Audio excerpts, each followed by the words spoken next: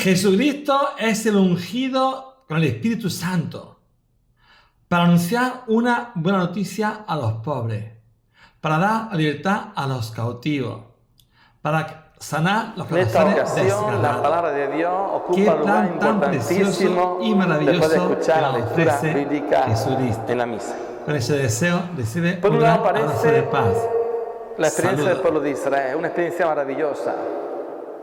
El pueblo de Israel tenía el templo de Salomón, majestuoso, enorme, maravilloso, una de las 7 maravillas del mundo. Llegaron los babilonios, lo arrasaron, lo destruyeron. Tanto el templo como las casas, como los campos de Israel y de Jerusalén. Y no solamente eso, sino que los babilonios cogieron a los judíos y lo hicieron presos 3.000 kilómetros fuera de Israel, a Babilonia. Pasaron varios años, varias decenas de años, y un rey persa, Ciro, le dio la libertad. Y volvieron de nuevo a Jerusalén. Pero claro, los que habían visto el templo tan precioso, ver el templo destruido, se vinieron abajo, se frustraron y se quedaron desilusionados. Y empezaron a levantar el templo y las casas y los campos. Mira por dónde en esa reforma de buscar para arreglar el templo, los albañiles vieron en una muralla, unos muros del templo, la palabra de Dios que se había salvado de la destrucción. ¿Esto qué es? Y al mirarlo, era la palabra de Dios. Y entonces 2 personajes importantísimos que comenzaron a levantar al pueblo, fueron Esdras y Nehemías, decidieron leer la palabra de Dios y para ello construyeron un escenario en alto, convocaron a la gente y empezaron a hablar y proclamar la palabra de Dios. Y la gente lloraba de emoción y la gente decía amén, amén, una palabra hebrea que lo usamos nosotros, el amén, al final de cada oración, o cuerpo de Cristo, amén, que no significa así sea, sino así es, así me lo creo. Así que cuando la gente fue escuchando la palabra de Dios, decía, amén, me la creo, esa palabra, me creo ese mensaje.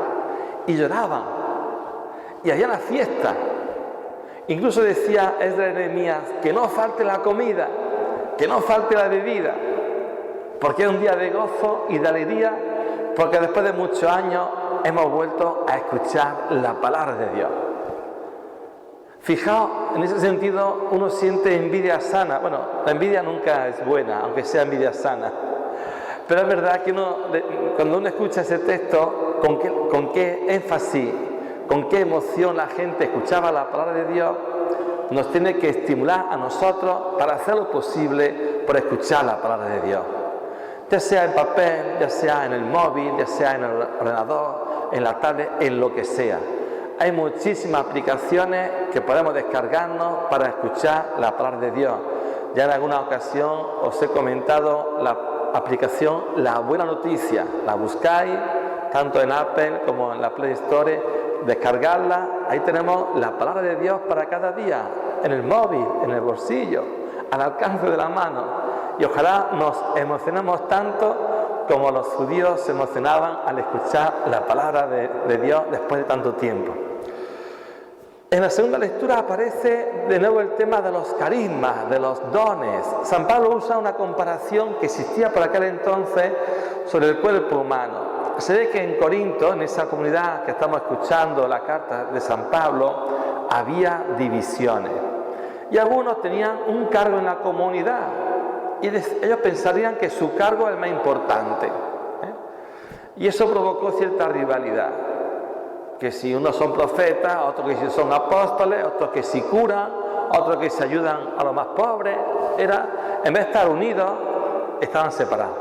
Con sus celos, con su mosqueo, con su envidia, como también nos puede pasar a nosotros.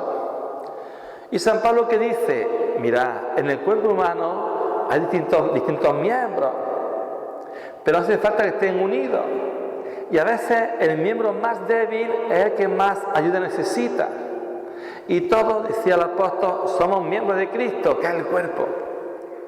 Y cada uno, con lo que somos y tenemos que sentirnos en ese mismo barco para ponerlo todo en común y todo enriquecernos mutuamente.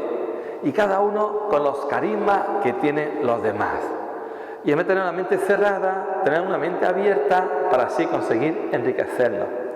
Y ahora lo hacemos en lo que se conoce el Día de la Infancia Misionera, que antiguamente era la Santa Infancia. Una jornada que se nos recuerda, y es importante lo que nos dice, que para ser misionero no hace falta solamente irse a América, o a Asia, o a África, o tener 30 o 40 años, no.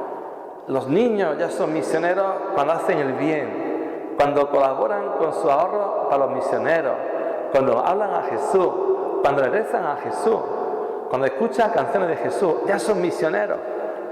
Y eso lo recuerda. Y este año la campaña es una llamada a Belén, a la Navidad, para recordarnos que allí en Belén nació el primer gran misionero, que fue Jesucristo. Y así llegamos al Evangelio, un Evangelio de San Lucas. Ya si San Lucas nos va a acompañar hasta noviembre. San Lucas no escribió por capricho y no fue inspirado de pronto. Decía al principio del Evangelio que se puso a investigar. San Lucas tiene mucho mérito porque no conoció a Jesucristo, no era del grupo de los apóstoles. Él venía de la cultura griega, era un cristiano fuera del ambiente judío, en Antioquía. Y esa persona se enamoró de Jesucristo. Acompañó a San Pablo en sus viajes, era médico. Y nos deja regalos maravillosos como son la parábola del hijo pródigo, el buen samaritano, la oveja perdida, maravilla de la literatura universal. Y decía al principio que todo eso lo fue investigando, consultó con la Virgen María, consultó con los apóstoles. Nos deja también la infancia de Jesús, gran parte de la infancia de Jesús es gracias a San Lucas. Nos habla de ese Cristo misericordioso, compasivo, que pone a los más débiles como los más importantes, que opta también por los marginados, que se deja guiar con la fuerza del Espíritu Santo, como así lo hemos escuchado en la lectura del Evangelio también en la segunda parte. Porque Jesús nació en Belén, tuvo que huir a Egipto y a la vuelta no fue a Belén, se fue a Nazaret, al norte de Israel. Allí comenzó a predicar en los contornos de Nazaret, hasta que un día, un sábado, volvió a Nazaret, a su pueblo de adopción. Entró a la sinagoga, que es como su iglesia de los judíos. Y la gente con 30 años ya podían a ellos mismos leer un texto de la Biblia y hacer un comentario. Y en esa ocasión no había libros, eran unos rollos. Pues Jesucristo abre el rollo de un profeta, Isaías, y al abrirlo hay un texto que dice: el Espíritu de Dios está sobre mí, porque Él me ha ungido, me ha consagrado, me ha enviado a anunciar la buena noticia a los pobres, la libertad a los cautivos, dar la vista a los ciegos, anunciar el año de gracia del Señor. Y al acabar Jesucristo, ¿qué es lo que hace? Pues coge y va y dice: esto que habéis escuchado, esta persona que viene a curar los corazones desgarrados y rotos, esta profecía se cumple en mí. La próxima semana veremos la respuesta de la gente. Sus paisanos lo quieren tirar por un barranco porque no aceptan que Jesús sea ese enviado del cual hablaba Isaías. El Espíritu está sobre mí y me ha enviado a anunciarlo. Qué alegría también para nosotros recoger el testigo de Jesucristo y saber que estamos llamados a anunciar también al propio Jesucristo con nuestras palabras y con nuestras obras. Y que para poder hacerlo bien contamos con su presencia y, cómo no, con la fuerza del Espíritu Santo.